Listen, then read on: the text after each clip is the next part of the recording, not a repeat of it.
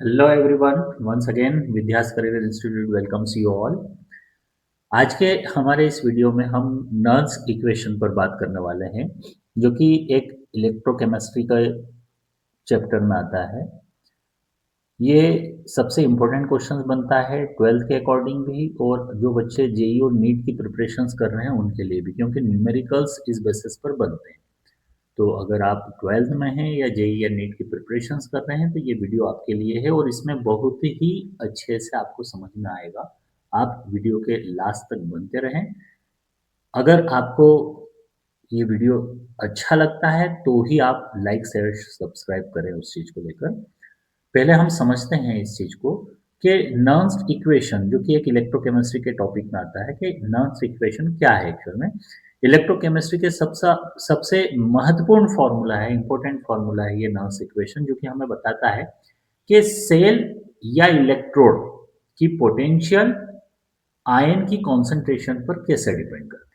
यानी किसी सेल या इलेक्ट्रोड का जो पोटेंशियल है, पोटेंशियल किसको बोलते हैं कि उसकी जो वर्किंग कैपेसिटी है ना, कैपेसिटी ऑफ डूइंग वर्क, वो हमारे लिए पोटेंशियलिटी कहलाती है। तो वो पोटेंशियलिटी या वो पोटेंशियल किसी सेल का या किसी इलेक्ट्रोड का उसके आयन की कॉन्सेंट्रेशन पर कैसे डिपेंड कर रही है, कि आयन ज्यादा होंगे कम होंगे तो उसके कॉन्सेंट्रेशन पर कैसे डिपेंड करती है। तो ये फॉर्मूला हमें वो चीज बताता है। अब इसके पहले हम समझें कि स्टैंडर्ड इलेक्ट्रोड पोटेंशियल और इलेक्ट्रोड पोटेंशियल दोनों में क्या वेरिएशन है। हम जब भी किसी चीज के वेरिएशन पर बात करते हैं या किसी चीज को हम मेजर करने की बात करते हैं, तो हमें पता है कि एक हमें मानक इकाई बनाना होती है, एक स्टैंडर्ड वैल्यू बनाना होती है, जिसके बेसिस पर हम किसी चीज को कंपेयर करते हैं। ठीक है। हमारे पास में जनरली ऐसा यूनिट फिजिक्स में हम देखते हैं तो 7 ऐसा यूनिट्स हमारे पास में मौजूद है। तो वो भी क्या एक्चुअल में एक वैल्यू है ना, जिसके बेसिस पर हम किसी चीज को मेजर करते हैं। तो यहाँ पर भी हम अगर इलेक्ट्रोड पोटेंशियल को यूं कहते हैं कंपेयर करेंगे तो किसके बेसिस पर करेंगे, तो स्टैंडर्ड इलेक्ट्रोड पोटेंशियल के बेसिस पर करेंगे। इन दोनों में वेरिएशन क्या आता है वो चीज समझें, कि स्टैंडर्ड इलेक्ट्रोड पोटेंशियल में ion concentration is equal to 1 molar होता है। आयन कॉन्सेंट्रेशन कितना कंसिडर किया जाता है, ये कैलकुलेटेड वैल्यू, नॉन वैल्यू जिसको अपन बोल सकते हैं। तो आयन का जो कॉन्सेंट्रेशन कंसिडर्ड किया जाता है स्टैंडर्ड इलेक्ट्रोड पोटेंशियल में, वो होता है 1 मोलर। और टेम्परेचर कितना होता है, तो टेम्परेचर 25 डिग्री सेल्सियस होता है, और प्रेशर हमारे लिए 1 एटमोस्फियर होता है। तो 1 atm हमारे लिए प्रेशर हो गया। ठीक है। तो ये समझ में आना चाहिए कि स्टैंडर्ड में हमारे पास में नॉन वैल्यूज है। इसको हम किससे रिप्रेजेंट कर रहे हैं, इसको हम ई नॉट से रिप्रेजेंट कर रहे हैं। ठीक है। ई कैपिटल और नॉट, ई नॉट से रिप्रेजेंट करते हैं। ये स्टैंडर्ड इलेक्ट्रोड पोटेंशियल है। अब दूसरी तरफ बात करते हैं कि इलेक्ट्रोड पोटेंशियल क्या है। तो इलेक्ट्रोड पोटेंशियल हम नर्न्स इक्वेशन से कैलकुलेट करते हैं। ये नॉन वैल्यू नहीं है, इसको हमें कैलकुलेट करना है। इसलिए मैंने आपको बोला कि अगर आप ट्वेल्थ में हैं तो ये इंपॉर्टेंट फॉर्मूला है, नीट जेई में है तो भी ये इंपॉर्टेंट है, क्योंकि ये आपके न्यूमेरिकल सॉल्व करने में मदद करेगा। इसका एक एग्जाम्पल भी हम लेंगे, कैसे कैलकुलेट करते हैं उस चीज को समझेंगे यहाँ पर। तो इलेक्ट्रोड पोटेंशियल क्या, तो इलेक्ट्रोड पोटेंशियल हम बोलते हैं कि यहाँ पर कोई भी कॉन्सेंट्रेशन हो सकता है, कॉन्सेंट्रेशन की वैल्यू कैलकुलेटेड नहीं है ना। तो इसे हम नल्स इक्वेशन से जनरली क्या करेंगे, कैलकुलेट करेंगे, क्योंकि हमारे पास में नॉन वैल्यू नहीं है। तो इलेक्ट्रोड पोटेंशियल जनरली ई से रिप्रेजेंट किया जाता है। दोनों में वेरिएशन समझ में आ जाना चाहिए। क्यों, इसलिए कि अगर जब हम फॉर्मूला लिखेंगे, जैसे यहाँ पर नर्न्स इक्वेशन लिख रखी है, उसका जनरल फॉर्मूला लिख रखा है, तो इस जनरल फॉर्मूले में आपको दिख रहा होगा कि हमने E लिखा है is equal to E naught लिखा है। यानी E is equal to E naught लिख रहे हैं, मतलब आपको समझ में आना चाहिए ये स्टैंडर्ड इलेक्ट्रोड पोटेंशियल है। और ये जो जिसे कैलकुलेट करना है, जो नर्न्स इक्वेशन के बेसिस पर कैलकुलेट किया जा रहा है, ये हमारे लिए क्या है, इलेक्ट्रोड पोटेंशियल। ठीक है। तो इसका कॉन्सेंट्रेशन कुछ भी हो सकता है। ठीक है। ई नॉट की वैल्यू, स्टैंडर्ड के वैल्यू, स्टैंडर्ड इलेक्ट्रोड पोटेंशियल की वैल्यू में कॉन्सेंट्रेशन 1 मोलर कंसिडर करके चलते हैं हम। ठीक है। तो ये पूरा फॉर्मूला लिख रखा है यहाँ पर, ई नॉट माइनस, ये कैलकुलेटेड वैल्यू दे रखी है यहाँ पर। आप जनरली आरटी के बेसिस पर भी जा सकते हो, ये जनरली कैलकुलेटेड वैल्यू दे रखी है 0.0591 अपॉन में यहाँ पर एन दे रखा है। ये एन क्या है ये भी समझ में आएगा यहाँ पर। ये हमारे लिए नंबर ऑफ इलेक्ट्रॉन्स ट्रांसफर है कि कोई इलेक्ट्रोड यानी एनोड से जब इलेक्ट्रॉन ट्रैवल करके कैथोड पर जाएंगे तो एनोड हमारा कितने नंबर ऑफ इलेक्ट्रॉन्स को दे रहा है, कितने नंबर ऑफ इलेक्ट्रॉन रिलीज हो रहे हैं, तो ये वो नंबर ऑफ इलेक्ट्रॉन्स की क्वांटिटी है। इसके बाद में यहाँ पर लॉग ले रखा है। देन फिर प्रोडक्ट्स अपॉन रिएक्टेंट, तो ये ऐसा ये पूरा फॉर्मूला यहाँ पर लिखा हुआ है। ठीक है, कितने ही बुक में प्रोडक्ट अपॉन रिएक्टेंट नहीं लिखा हुआ होता है, तो वहां पर मेटल और मेटल आयन के बेसिस पर लिखा हुआ होता है कि भैया मेटल क्या है, मेटल आयन के बेसिस पर इस तरीके से लिखा हुआ होगा। तो वो वेरिएशन आप समझ सकते हैं, मैंने यहाँ पर अपने तरीके से लिख रखा है इसको ताकि आप लोगों को इजीली समझ में आ जाए। ठीक है, बड़ा सिंपल सा, बस इतना ही फॉर्मूला याद रखा, यही नॉर्म्स इक्वेशन है। मैंने यहाँ पर 0.059 वैल्यू भी रख दी। एक्चुअल में ये वैल्यू हमारे पास में पूरी कैलकुलेटेड वैल्यू है जिसमें कि गैस कांस्टेंट की भी वैल्यू यहाँ पर शामिल की जाती है। तो वो हमने यहाँ पर पूरी कैलकुलेटेड वैल्यू रख दी ताकि आपको केवल एक वैल्यू याद रखना है और फॉर्मूला याद रखना है। फॉर्मूला हमारे लिए इजी होगी। ठीक है, अब ये चीजें क्या क्या है, तो E इज इक्वल टू हमारे लिए इलेक्ट्रोड पोटेंशियल है, कोई सा भी कॉन्सेंट्रेशन जिसे हमें कैलकुलेट करना है। ई नोट क्या है, स्टैंडर्ड इलेक्ट्रोड पोटेंशियल है, और एन हमारे पास में क्या है, नंबर ऑफ इलेक्ट्रॉन्स कितने ट्रांसफर किए जा रहे हैं ये उसकी वैल्यू है। ठीक है, चलो अभी एक एग्जांपल लेकर चलते हैं कि नॉन्स इक्वेशन के बेसिस पर अगर कोई सा ऐसा एग्जांपल में हमको दे दिया कि जिंक आयन डेवलप हो रहे हैं, आपको ये समझ में आना चाहिए जो सेल होते हैं उस सेल में हम इस तरीके से पढ़ते हैं कि एक तरफ हमने क्या किया, जिंक का इलेक्ट्रोड लगाया, दूसरी तरफ हमने क्या किया, कॉपर इलेक्ट्रोड लगाया। जब इनको कनेक्शन दिया with the help of the salt bridge भी यहाँ पर यूज करेंगे, तो क्या होगा कि यहाँ से इलेक्ट्रॉन जनरली ट्रेवल करने लगेंगे और किस डायरेक्शंस में जाने लगेंगे, कॉपर की तरफ जाने लगेंगे। मतलब एनोड से कैथोड की तरफ जनरली क्या जा रहे हैं, इलेक्ट्रॉन्स ट्रैवल कर रहे हैं। तो अभी ये समझें कि जिंक पहले हमारे पास में कैसी कंडीशन में था, तो जिंक हमारे पास में सॉलिड कंडीशन में था। जब रिएक्शन स्टार्ट हुई तो जिंक जनरली क्या कर रहा है, इलेक्ट्रॉन्स रिलीज कर रहा है, जितने इलेक्ट्रॉन रिलीज कर रहा है उतने उसके ऊपर पॉजिटिव चार्ज आ रहे हैं। ठीक है, तो अभी ये समझ में आ जाए हमारे पास में कि हमारी जो कंडीशंस है वो क्या है, हमारे लिए रिएक्शंस क्या दे रखी है। ठीक, क्लियर। तो अभी यहां पर समझें कि जो जिंक था हमारे लिए वो क्या बन रहा है, जिंक आयन में कन्वर्ट हो रहा है। तो आप ये देखें कि इसके जो स्टार्टिंग में हमने जो बात करी थी रिएक्टेंट अपॉन प्रोडक्ट अपनों ने बात करी थी, जो फॉर्मूला ऊपर लिखा था उस फॉर्मूले को मैं वापस आपको बता देता हूँ।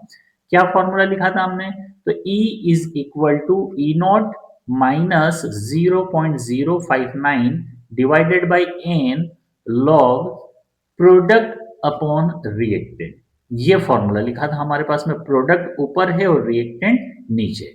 तो आप देखें रिएक्शंस उन्होंने जो दे रखी है वो रिएक्शंस क्या दे रखी है, उन्होंने रिएक्शंस दे रखी है कि zinc ion after gaining the two electrons zinc में कन्वर्ट हो रहा है। मतलब इन्होंने अपोजिट करके दे रखी रिएक्शंस के, यहाँ पर आयन रिएक्टेंट में है और प्रोडक्ट में हमारे पास में क्या है, जिंक है। तो आप देखें प्रोडक्ट ऊपर लिखते हैं तो प्रोडक्ट हमने लिखा ऊपर, उसकी वैल्यू लिख ली 1, और आयन नीचे लिखते हैं उसकी वैल्यू लिख ली हमने कितना, zinc 2 plus ion. 2 plus ion मतलब वो 2 इलेक्ट्रॉन को रिलीज कर रहा है। ठीक है, तो ये वैल्यूज हमने लिख दी। तो इसको हम इस तरीके से सिंप्लीफाइड इस तरीके से लिख सकते हैं। ठीक है, क्लियर है।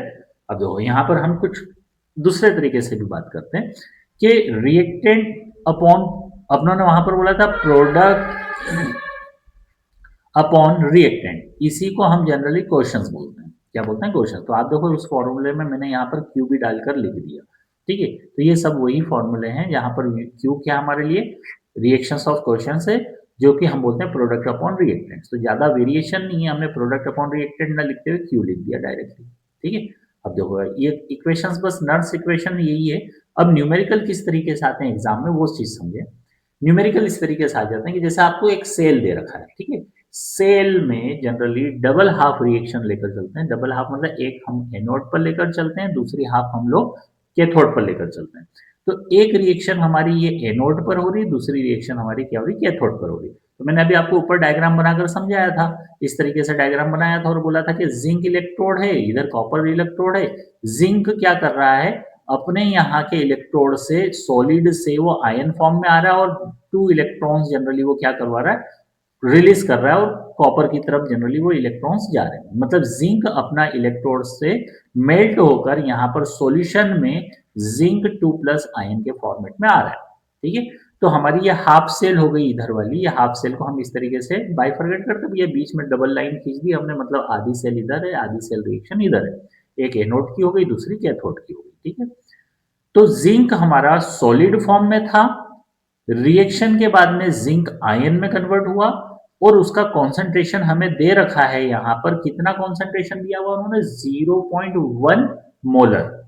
ठीक है, दूसरा हमें बोल रखा है कॉपर के लिए कि कॉपर ऑलरेडी आयन फॉर्म में था, मतलब उसके जो सॉल्यूशन वाला जो कॉपर था, कॉपर आयन फॉर्म में, वो 2 इलेक्ट्रॉन को एक्सेप्ट करेगा और इलेक्ट्रोड पर जमा हो जाएगा, वो यानी वो सॉलिड फॉर्म में कन्वर्ट हो रहा है। तो ये रिएक्शन दे रखी और यहाँ पर कॉपर का कॉन्सेंट्रेशन दे रखा है कितना?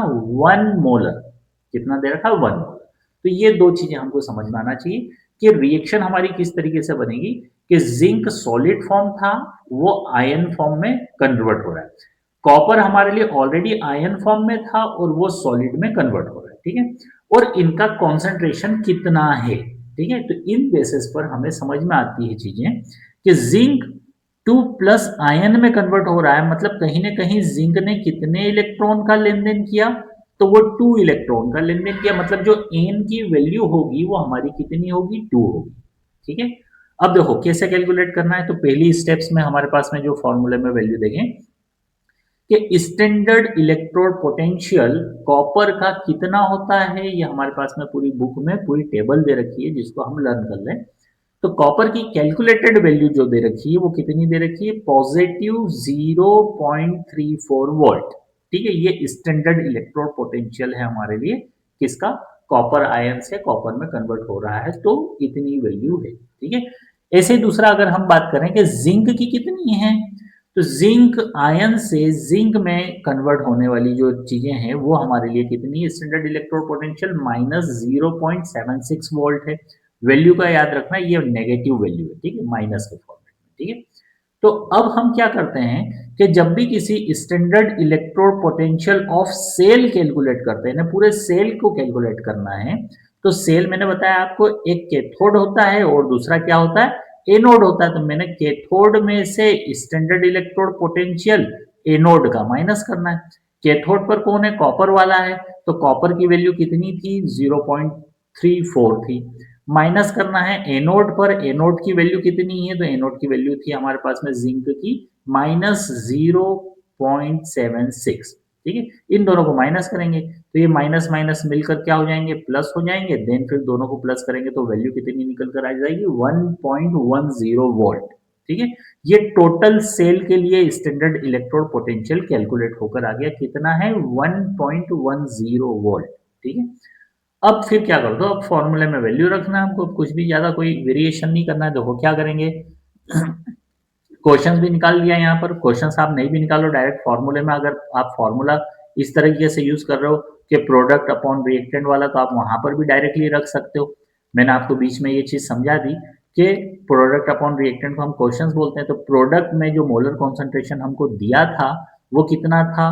तो आप देखो जिंक का था हमारे पास में 0.1 और रिएक्टेंट में जो कॉपर का था वो हमारे पास में कितना था? वो हमारे लिए 1 था।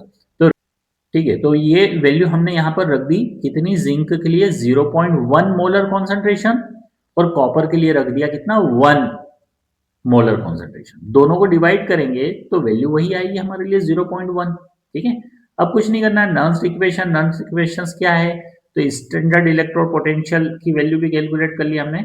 इलेक्ट्रोड पोटेंशियल कैलकुलेट करना था सेल का, तो electrode potential of the cell calculate करना है, तो अपन क्या करते थे? Standard electrode potential of the cell minus 0.0591 divided by क्या? एन था यहाँ पर, जिसकी वैल्यू हमने बोली थी 2, फिर क्या था? लॉग, और फिर क्यू की वैल्यू थी। बस इसमें फॉर्मूला में वैल्यू रखी। तो देखो स्टैंडर्ड इलेक्ट्रोड पोटेंशियल अपन ने कैलकुलेट किया कितना? 1.10, ये यहाँ पर लिखा हुआ है। फिर -0.59 अपॉन एन की वैल्यू अपन ने बोला जिंक 2 आयन का लेन देन कर रहा है, इलेक्ट्रॉन ट्रांसफर कर रहा है, कितना ट्रांसफर हो रहा है? 2 इलेक्ट्रॉन, तो डिवाइडेड बाई 2 करा। लॉग, उसके बाद Q की जो वैल्यू अपनों ने निकाली प्रोडक्ट अपॉन रिएक्टेंट करके वो कितनी निकाली 0.1, तो वो 0.1 रख दी। ठीक है, अब लॉग 0.1 की जो वैल्यू होती है वो होती है -1। यहाँ पर देखो लिख रखा है कि लॉग 0.1 की वैल्यू होती है कितनी -1, तो लॉग की वैल्यू रख दी यहाँ पर -1। 0.059 को डिवाइड करेंगे 2 से तो वैल्यू आएगी कितनी, वैल्यू आएगी हमारे पास में 0.02955। ठीक है, अब यहाँ पर यूँ समझो, मैं एक स्टेप और बढ़ा देता हूँ ताकि आपको समझ में आ जाए। ये माइनस था, हमारे पास में डिवाइड करने के बाद में वैल्यू जो आई वो वैल्यू कितनी आ गई 0.02955 divided by multiply by minus sign, minus के साथ में 1, ये लॉग की पूरी वैल्यू रखी हमने यहाँ पर, तो कितना रखना है हमको -1 रखना है, तो ये -1 रख दी। -1 का मल्टीप्लाई होगा तो ये पूरी वैल्यू क्या हो जाएगी, माइनस हो जाएगी, तो माइनस और माइनस ये दोनों माइनस मिलकर क्या हो जाएंगे, प्लस हो जाएंगे। तो यहाँ पर हमने प्लस का साइन लगाओ। अब इन दोनों वैल्यू को प्लस करेंगे तो वैल्यू कितनी आ जाएगी 1.1295 वोल्ट। अप्रोक्सीमेट अगर इसको राउंड अप कर दें तो वो कितना हो जाएगा 1.13 हो जाएगा। राउंड अप करने का तरीका ये कि अगर वैल्यू ग्रेटर देन 5 है तो आगे वाली वैल्यू को बाय 1 से इंक्रीज कर देंगे, तो ये हमारे लिए राउंड अप हो गया। तो ये कैलकुलेशन है, तो बड़ा सिंपल सा कैलकुलेशन है, और इस तरह के कैलकुलेशन आपको नीट में, जेई में आते हैं, 12th की बोर्ड के एग्जाम के हिसाब से भी ये इंपॉर्टेंट है, तो आपको ये चीजें बड़ी आसानी से समझ में आना चाहिए। आई होप आपको समझ में आई होगी। एप्लीकेशन पूछते हैं अगर, तो एप्लीकेशन क्या है, तो देखो बैटरी डिस्चार्ज कैलकुलेशंस करना, कितने डिस्चार्ज कितने आयन ट्रांसफर है, तो वो हम वही काम कर रहे हैं यहाँ पर। पीएच डिटर्मिनेशन कर सकते हैं using the hydrogen electrode, hydrogen standard electrode है हमारे लिए जिसका यूज करके हम पीएच डिटर्मिनेशन कर सकते हैं। Electromotive force of the concentration of the cell calculate करने में, रेडॉक्स रिएक्शंस की फिजिबिलिटी को रिप्रेजेंट करने में हम यूज कर सकते हैं। इलेक्ट्रॉन्स इलेक्ट्रोकेमिकल सेंसर्स के रूप में यूज कर सकते हैं, जैसे कि क्या हो गया, पीएच मीटर हो गया जो कि पीएच वैल्यू को कैलकुलेट करके दे रहा है। ठीक है, तो ये सारी उसकी क्या हो गई, एप्लीकेशंस हो गई। ठीक है, तो ये हमारा बड़ा सिंपल सा और छोटा सा टॉपिक था। होप आपको समझ में आया होगा टॉपिक। ठीक है, इन द एंड वही के पढ़ो दिल से, समझो स्माइल से, पढ़ो इतना क्लियर कि डाउट हो disappear, clear concept, confident mind, from confusion to clarity with Zaheen sir. Thank you everyone, thank you to all of you. Like share subscribe जरूर करें।